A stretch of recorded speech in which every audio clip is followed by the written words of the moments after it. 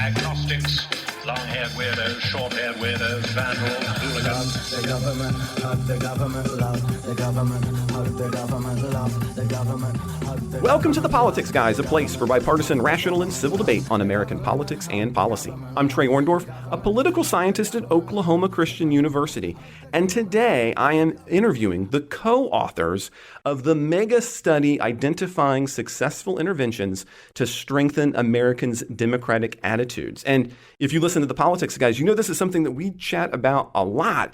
So there's a lot of interest here. So I'm really happy to welcome both Robb Willer, who is the professor of sociology at Stanford University and the director of the Polarization and Social Change Lab.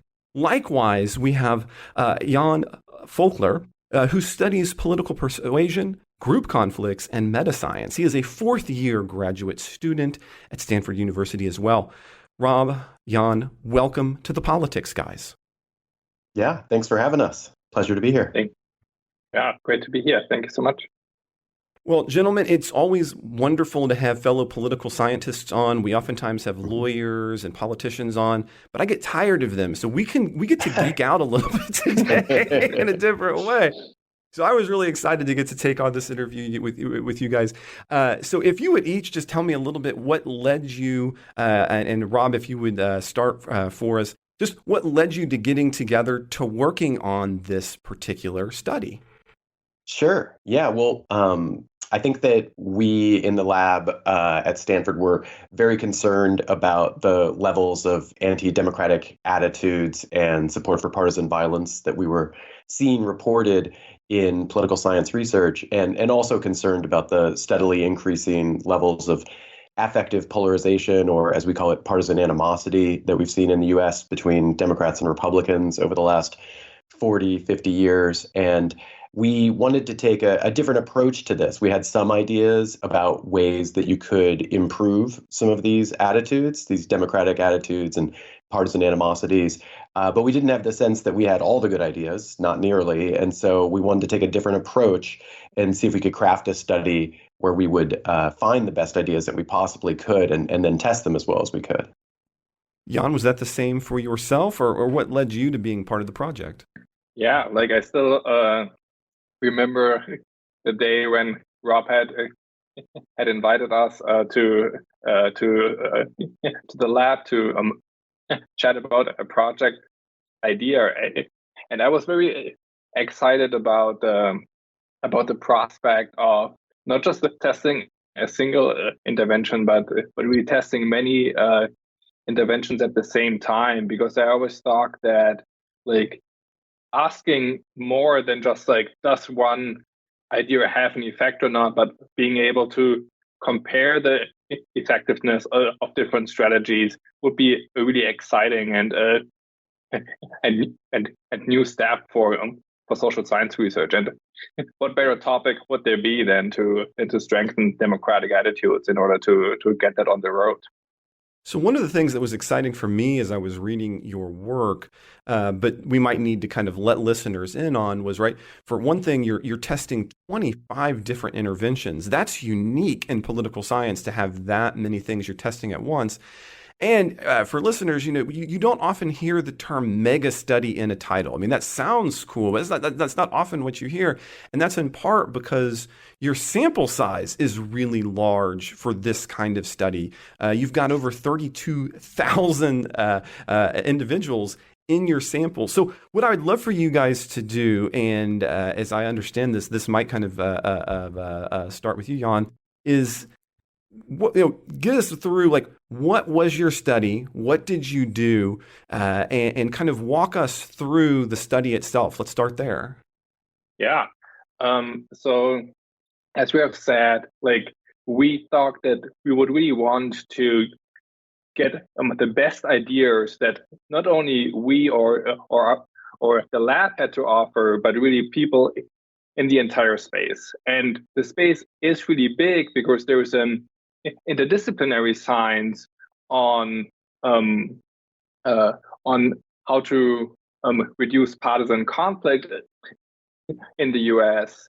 And there are also tons of civil society organizations who are working on these questions on the ground. So we started with this idea of crowdsourcing, trying to put out an open call for ideas on how to strengthen American democracy. We are shifting public opinion on partisan conflict. And so in the first step, we try to invite as many people as possible to submit their ideas. We built together a team that consists of political scientists, sociologists, psychologists, and people who study management or organizational behavior. Try to reach out as broadly as possible across the social sciences, and with our partner from the Civic Health Project, also to practitioners and activists who are working on these issues on the ground. We received a total number of 252 ideas. We were blown away by that number, but we then also faced the challenge of how do we get these 252 ideas down to the 25 spots that we had in order to test the most promising interventions. So we relied on the support by an advisory board of leading scholars and practitioners in the field who very generously agreed to review these ideas for us. Based on these reviews, we then selected the most promising 25 interventions. And then we thought that it is very important that we can accurately estimate the effects of these interventions on some of the most important outcome variables in the field of democratic attitudes, partisan conflict. So we had three different targets that the designers of the interventions could focus on. That was support for undemocratic practices, which you can think of like as support for actions taken by politicians from one's own party, where they're putting the benefits for their own party over democratic principles. For example, reducing the number of polling stations in areas that typically support the other side. We had support for partisan violence, which you can think of straightforwardly as support for using violence in order to make political gains, or rejecting the outcome of an election that was not in one's favor. And partisan animosity, so feelings of dislike for supporters of the other side. And so in order to really accurately estimate the effects of the interventions on these outcomes, we wanted to have a sample that reflect the characteristics of American partisans. For that, we worked together with Bowitz, a survey provider company, and we wanted to assign roughly 1,000 participants to each intervention, which, according to some statistical analysis, would give us the possibility to detect which intervention has strong effects on these outcomes, which interventions has small but still significant effects on these outcomes, which intervention doesn't really have an effect that is reliably different from a null effect, and which effect may even have backfiring effect. So now on your for your findings, you found both, and this is something that can be a little wonky, and so we'll kind of walk through it a little bit. Found in these cases that not only were they statistically significant, meaning that this actually exists, but that they were large effects, meaning that on the scale, about 10 points, as a matter of fact, we're moving towards less partisanship in some cases. And so you're getting both of those things at the same time, but you also did something unique in this study, which is not always done. You were actually following up with its durability, right? So you were taking a look at these interventions and then in some ways following up with those, believe it was 3 weeks later to see about if they were persisting. So would you, whoever feels a little bit more confident on this one, what were some of these interventions that listeners might be interested in, and what kinds of effect did they have? And again, since you had the opportunity to follow them up 3 weeks later, which were the ones that had the biggest long-term effect as well? Sure. So we found the largest effects for our measure of partisan animosity, which is the way we talk about something that a lot of political scientists call affective polarization, basically the warmth or liking between Democrats and Republicans. And there we saw effects on the order of, for the strongest treatments, we found effects on the order of 10 points on a 100-point scale.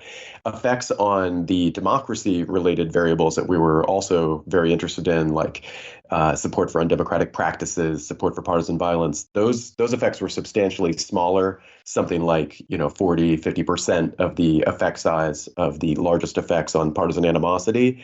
And durability mirrored those effect sizes. So we found that the effects on partisan animosity, when we followed up 2 to 3 weeks later, that the interventions that had the biggest effects on partisan animosity continued to have detectable, statistically significant effects. For the most part, the effects on anti-democratic attitudes did not endure in the follow-up test 2 to 3 weeks later, suggesting that when you go to apply interventions like the ones that performed well for these for anti-democratic attitudes, you would want to have some strategy for increasing the dose or repeatedly treating people or something like that in order to get durable effects, if that's what you needed in your intervention in the world. But yeah, so the effects for partisan animosity were particularly promising because of the effect size and the durability. And to talk substantively a little bit about what were the strategies reflected in the best performing interventions for that outcome, a couple different strategies stuck out. One was interventions that highlighted sympathetic, relatable people from the other side of the political aisle. So for Democrats, sympathetic, relatable Republicans, and vice versa for Republican participants, those interventions tended to perform better. They were better at reducing people's animosity towards rival partisans just in general.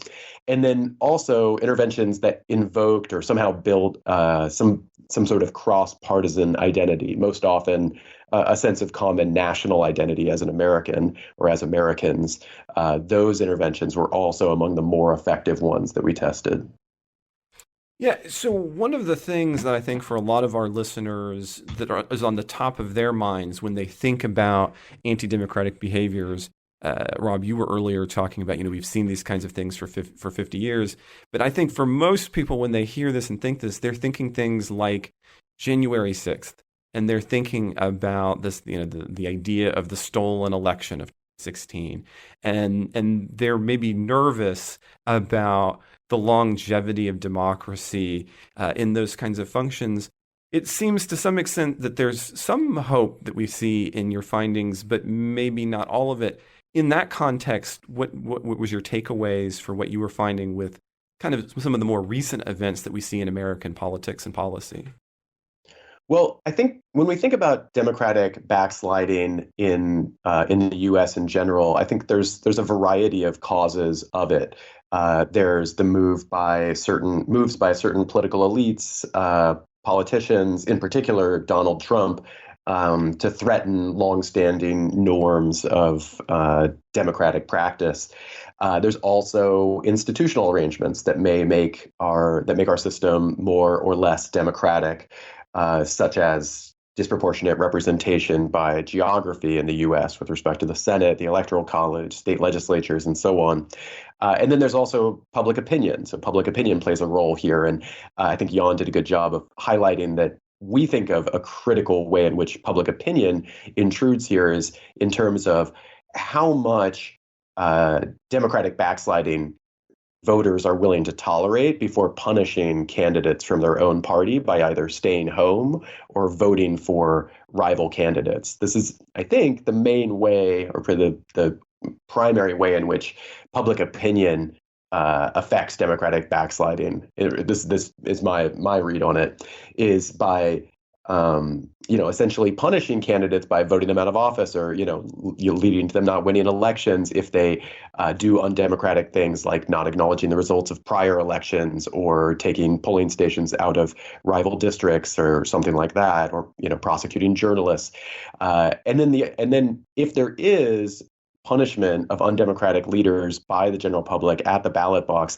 this also serves a deterrent force where politicians won't be willing to do this these moves in the first place because they realize they'll face electoral risks. After all, for them, the main incentive probably is to, maintain power for themselves and their party. But if the read on that is that it doesn't necessarily do that, then they'll be less likely to do these acts. They don't want to risk being voted out of office, risk prosecution, and so on. So the general public can serve as a critical check against this democratic backsliding. But recent research, for example, a recent article by Graham and Voelkel that was in APSR in 2020 finds that the vast majority of American partisans are willing to tolerate anti-democratic moves by their in-party candidates before they'll actually vote against them, or at least report that they'll vote against them on surveys. And so that's the central concern is, could that percentage be decreased? Could there be more people who would be willing to vote on democratic principles? Because that would help to defend those democratic principles. But now in your study, it seems that the biggest effects weren't in that area, but rather, as what you, Jan, you were saying earlier, was in terms of partisan animosity between individuals, and this kind of attitudinal and behavioral effects. And so it was more there. You were finding 23 or 25. So it wasn't as much in terms of being able to combat that potentially. And that is also where you had the biggest drop-offs in that, Robb, you were mentioning that a minute ago, in terms of its longevity. The longevity was really for this partisan animosity, correct? That is correct. Like, one thing that I will add is one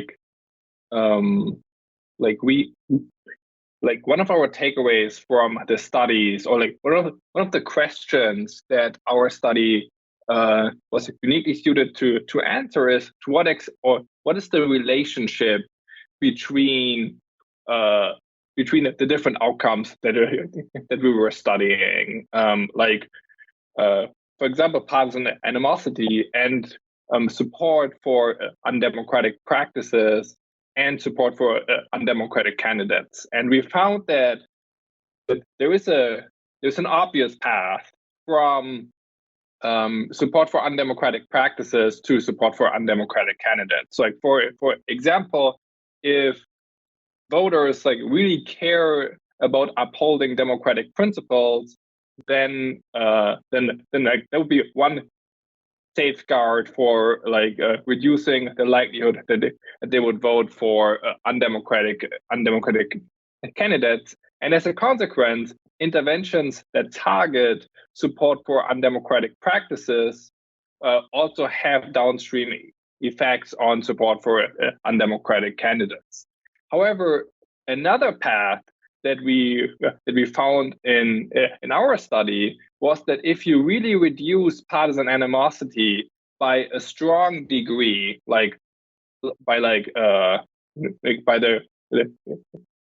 as Robb had said, the strongest effects in our study were around 10 points on a 0 to 100 scale on partisan animosity. Then we also saw that these interventions also had smaller but still significant reducing effects on support for undemocratic candidates. So that seems to suggest that that dislike for the other side can play a role for the success of undemocratic candidates. But you really need to reduce that dislike both significantly and sizably. One of the things that I found as I was reading through your study was I was a little surprised by how many of the interventions ended up being statistically significant, right? I oftentimes joke with students that we need a journal for non-significant results because then people won't keep trying the same things over and over again. So I was surprised by the amount that we had, and one of the things that occurred to me, and I was curious if this is something that either of you had been grappling with, or maybe together had been. In the literature on political communication, one of the reasons we think that we have increased amounts of looking at the other side negatively is that in contemporary communication we continue to isolate ourselves, or what was kind of classically called the echo chamber, and so we get more and more and more narrow of the views that we get in. Do you think one of the possibilities for why we see so many of your interventions work is that all of them are in some ways cutting people out of their echo chambers? In other words, could we almost do anything if we could just puncture echo chambers and find that we will then not be as demonizing of somebody who has a face and a voice that in some way that I can touch? That was something that I just kept thinking about as I was reading through your study, and I was wondering if that was something that had occurred to either of you. Yeah, I think that this is a really smart observation, especially about the interventions that made the biggest difference on partisan animosity, the strategies that were reflected in them. In a certain sense, they are the exact opposite kind of content from the sort of content that you get in a very, very homogeneous echo chamber. So if you're in a really, really homogeneous echo chamber, it's most of us that are politically engaged are, that means you're not getting any kind of sympathetic portrayals of the out party, or at least it's very, very rare.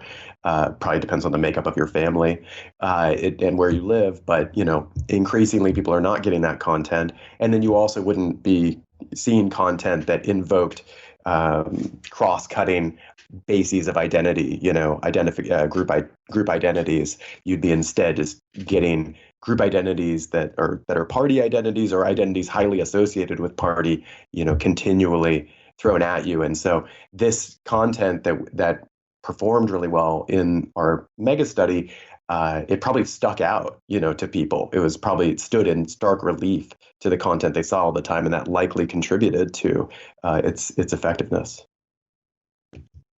So kind of following on that vein a little bit, oftentimes listeners, one of the reasons people listen to the Politics Guys is because we purposefully put people of different ideological persuasions who both are experts in their field, so that they can kind of hash out on either the big news stories of that week or larger kind of items that we do here.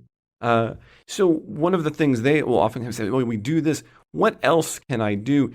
Would your study suggest, are there actions that individuals take to attempt to maybe help themselves on that path, right? So are there some kind of practical takeaways that listeners could say, hey, here's some things I can do that would make me less likely to demonize the other side, for example? Yeah, so I think that some of the suggestions that might come from this research for just things that people could do individually in their everyday life would be to not dissolve relationships with people on the other side of the political aisle. Here, I think it's really important that we sustain those acquaintanceships and friendships, and not presume, not take other information sources as evidence that those relationships can't work and aren't going well, because the presence of those relationships, that creates cross-cutting identities, that creates exposure to sympathetic members of the rival party, both for yourself and for the people that you're interacting with. Another implication of our results is that anything people can do to facilitate more accurate stereotypes of rival partisans can really make a difference. So probably the overarching strategy that most consistently was most represented amongst the best performing interventions was something called meta perception corrections, which in less jargony terms is basically correcting inaccurate, exaggerated stereotypes of the characteristics and views of people on the other side of the aisle. So Americans have really, really inaccurate stereotypes of their political rivals, and at least on average they do. And when you correct these views, then it can have palliative effects on people's own polarization and democracy related attitudes. So, for example, we find in other research from our lab that people exaggerate the levels of support for partisan violence that are reported by their political rivals, like 400%. And if you tell them that, they say, oh, okay, I will update my perceptions. And then I also will lower my own support for partisan violence. Presumably, some of that support was people reacting to these inaccurate stereotypes. So they get the accurate information and they level down in their own attitudes. And I think that one of the ways that we get these really inaccurate stereotypes is through peer influence. We are interacting in relatively homogenous political social networks.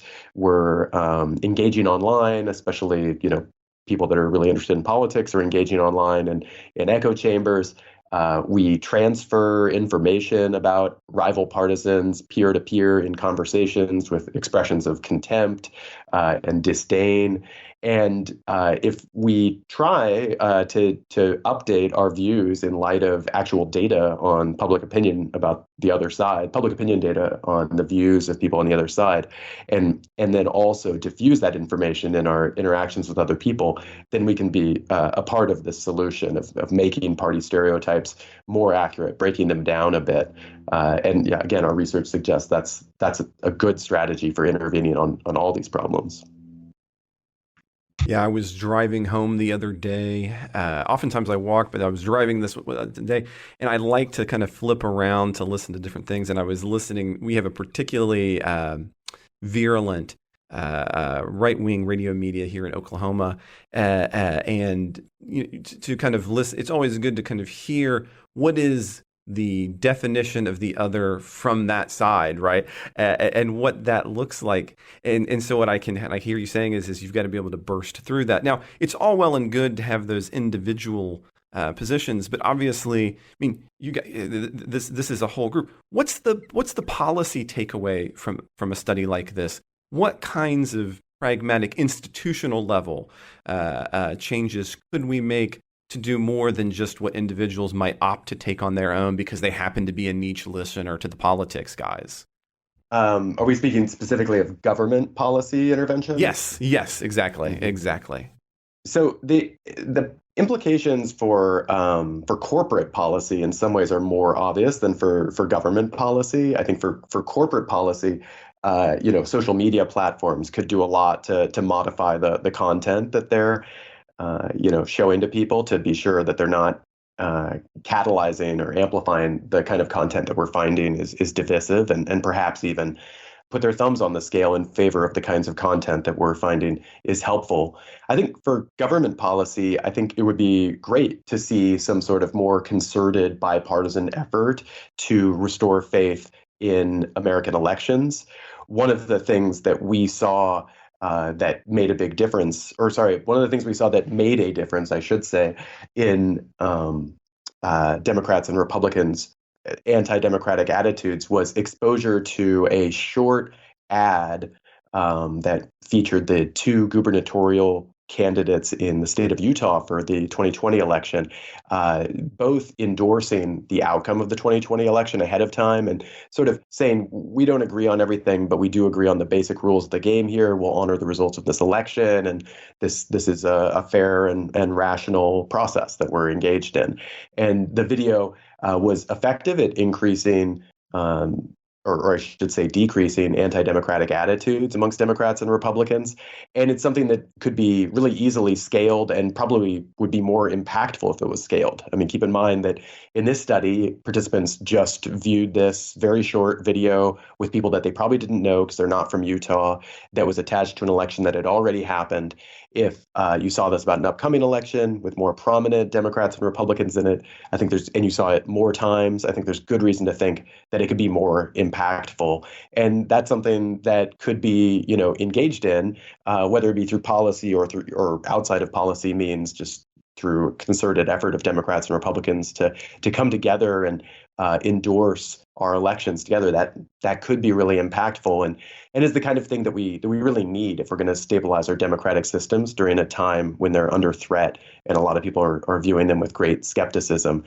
People don't understand the longstanding norms of democratic practice, in part because they've been unstated for so long. They didn't need to be stated. You didn't have to tell people like, I'm going to concede the results of this election if I lose it. That was implicit. Everybody had always seen it happen that way. So you didn't have to say so. You didn't have to surface that at some level, Democrats and Republicans are cooperating in maintaining a system and following these longstanding norms, even as they compete electorally.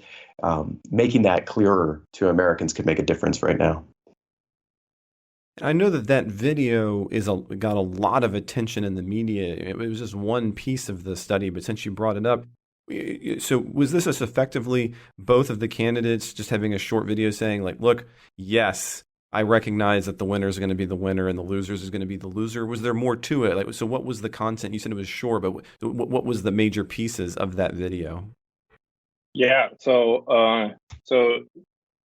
I think that the special feature of that video was that it showed both gubernatorial candidates being there together. So it was a joint announcement of like the willingness to accept the results of the election, independent of who would win that election. So like in that sense, it was a special kind of treatment of the type of like norm setting by political elites, and that it showed members of both parties.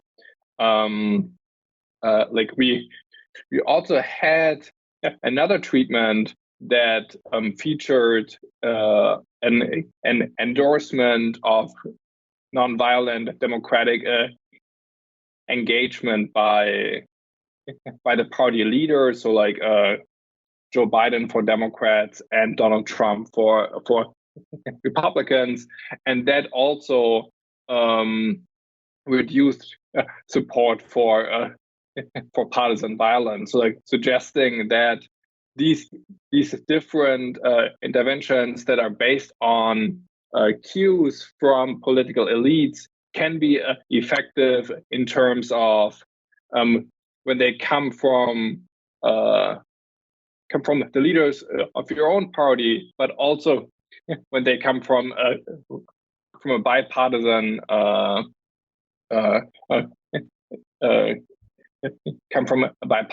announcement.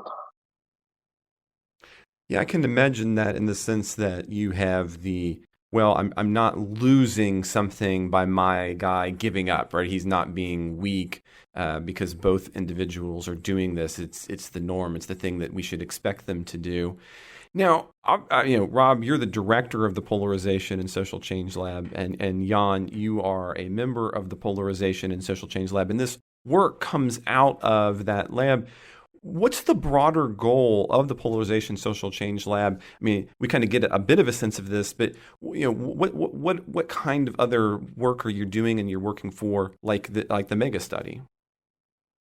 Sure. Yeah, we're interested in research on, I would say, three different fronts primarily. So one is work like this that is interested in attacking the central divide in American politics between Democrats and Republicans. So work on defending democratic principles, addressing high levels of affective polarization or partisan animosity. So that's one front of our research. Another front of our research works on a dilemma within the contemporary American left of how do you build higher levels of solidarity amongst folks on the center left and progressives. And then another line of our research is interested in addressing attitudinal polarization by improving and deepening our understanding of political persuasion. So how is it that you can build the sorts of consensus, the sort of supermajorities of public support for legislation around things like climate change or addressing economic inequality, the kinds of supermajorities that you would need in order to affect legislation in this country.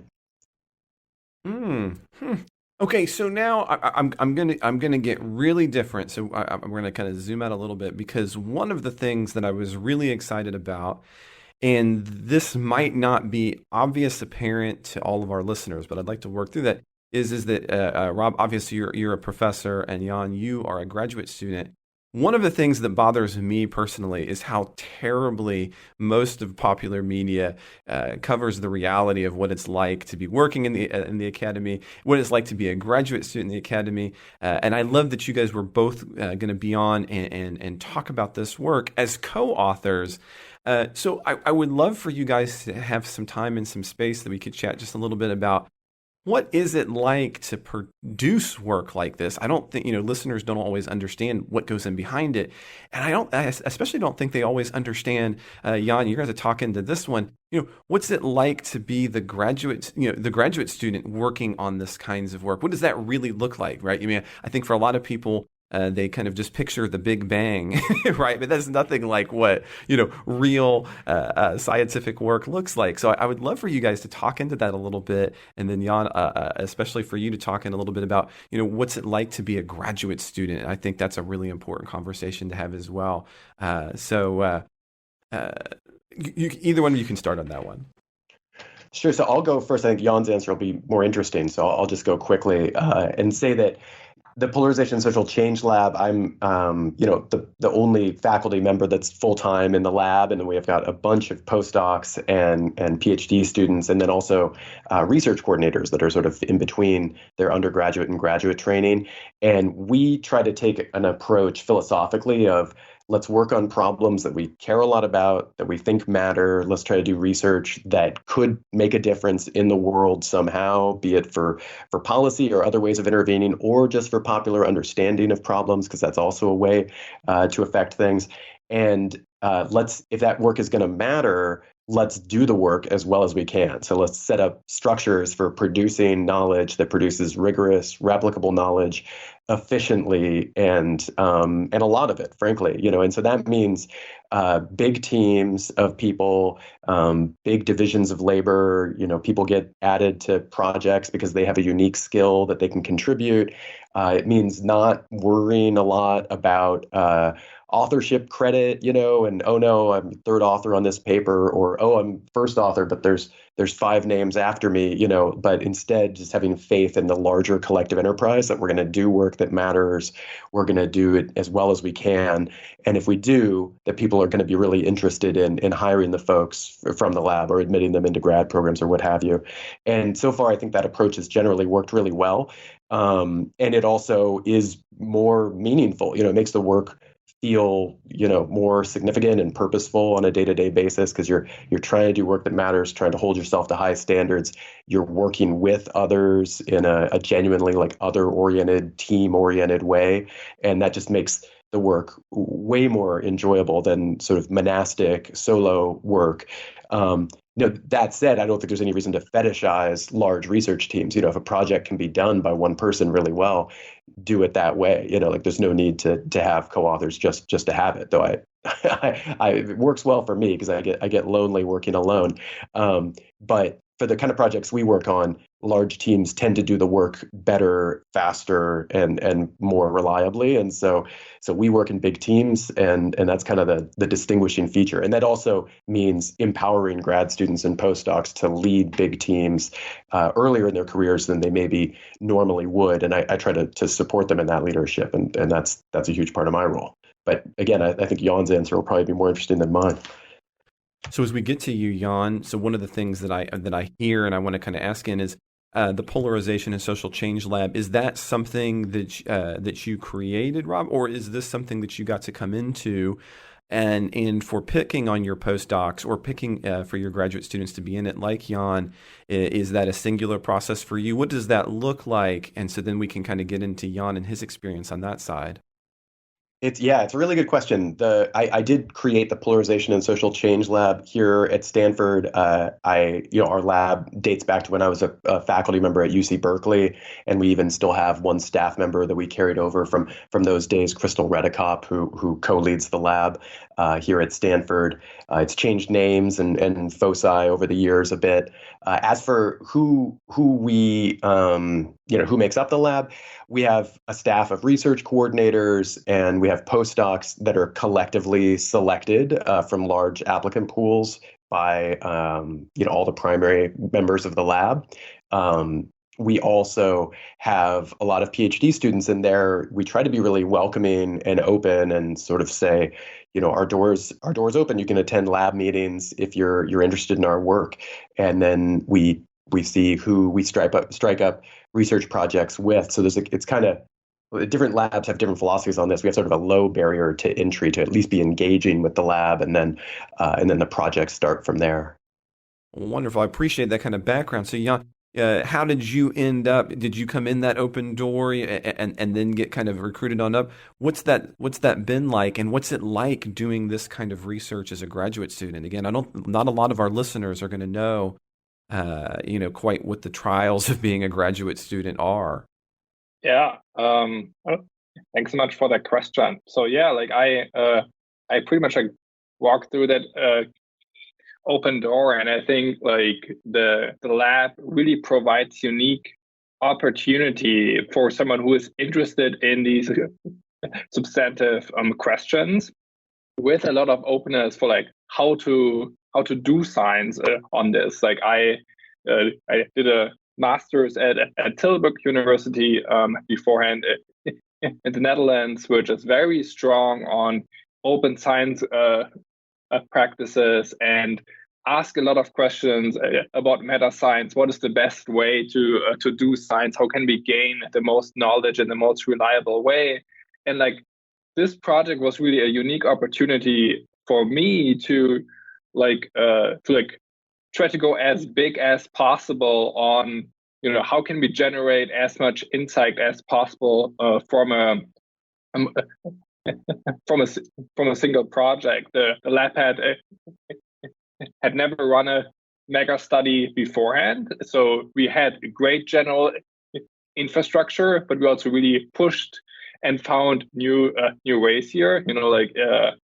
We started the project, I think, at the end of my first year, so three years ago, and now we're at the stage where we have gotten the first working paper out. There have been a lot of long nights, a lot of emergency late night calls.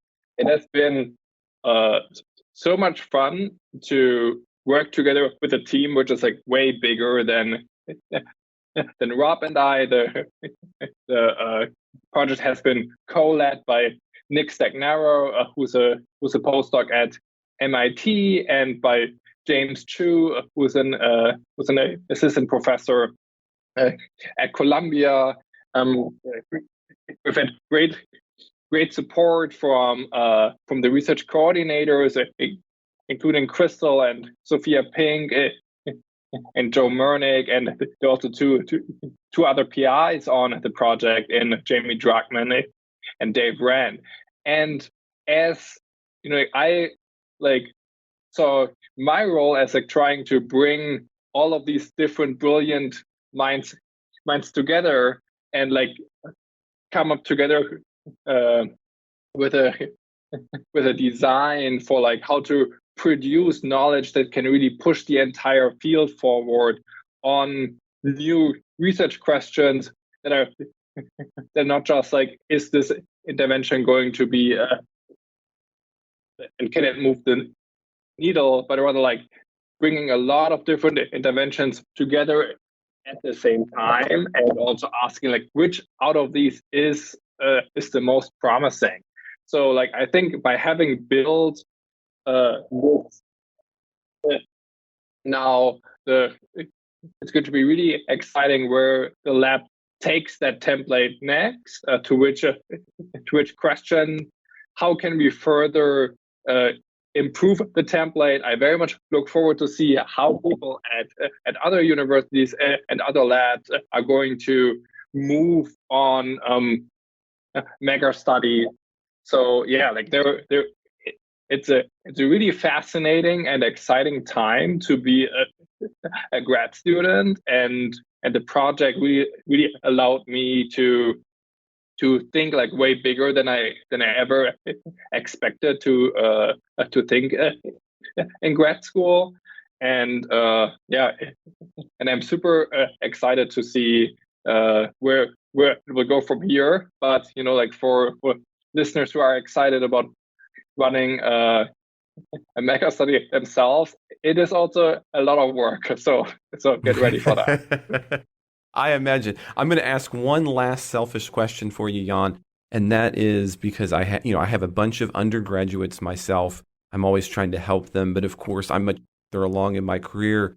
If you could give some undergraduates a single piece of advice to help them bridge that transition from undergraduate work into the graduate world. In other words, if you could even tell yourself this in the past, what would you tell yourself, or what would you tell that undergraduate student? Yeah, so like I would say like two things. Like one is like try to really figure out a path that you are excited about. Like when I first started college, I actually started like studying math, and found out like pretty quickly that there was not the domain that I could see myself in long term. And switching to social sciences was like pretty challenging for me, like very different from what other members of my family were doing. But it has been the best decision of my life, I think. So really going with like where you think your own interests and passions are is super important. And then I would like try to like think big, even if that means like going somewhere where like there might be some internal resistance. Like for me, I struggled a lot with learning languages when I was younger. So like so knowing that like if I wanted to do research, I would have to spend quite some time improving my English skills seemed like a very long way for me. Back in the days, I remember when I talked to my first landlady in the US for the first time, and she was showing me around in the kitchen, and I literally like didn't understand a single item that she was describing in the kitchen. But like putting myself in that situation also has really enabled me to move on this path and pursue a true passion that I have. Well, Robb, Jan, thank you guys both so much for sharing all of this time with the Politics Guys listeners and with me. I've really had a good time. I hope you've enjoyed being on the show. Absolutely. Thanks for having us. It's been great chatting with you. Thanks so much, Trey. Really appreciate the opportunity. It was a lot of fun chatting with you. Thank you. Well, good. It's always fun chatting with others as well. This is the end of our show this week. If you're not already a supporter of the Politics Guys, I hope you'll consider becoming one. Without supporters, we can't do these kinds of shows. We can't put this kind of research forward. So in addition to getting a lot of fun stuff, you also get free versions of everything we put out, including our supporter-exclusive midweek show, where we're going to break away from the constraints of the news cycle and do things like this, where we get to listen to interesting new researchers. Supporters can join our very active Politics Guys Discord group, and there's even a Politics Guys gear and other benefits. You can see all of this if you head to our website at politicsguys.com/support. You can also check out all the benefit levels at patreon.com/politicsguys, or if you are so inclined, you can always head to Venmo at Politics Guys. To do that all again, just take a look at politicsguys.com/support. If you'd like to get the midweek shows, but you're not in a position to financially do so, don't forget, you can always reach out to us. We understand that. Just shoot your email to mike@politicsguys.com and we'll get you set up. Whether you're a supporter or not, we really appreciate it if you could subscribe, rate, or review on whatever podcast app you use and share episodes on social media. Don't forget, you can tag us. I'm at Trey Orndorff. If you've got a question, comment, correction, gripe, manifesto, or anything else you'd like to share, you can always reach us at mail@politicsguys.com. We're also on Facebook and Twitter. You'll find this and everything else you might need in the show notes. The executive producers of the Politics Guys are Bruce Johnson, Wilmer Marino, Andra Masker, Daniel Toe, Ryan Beasley, and Don Ogleby. We'll be back with a new show again this weekend. I hope you'll join us then.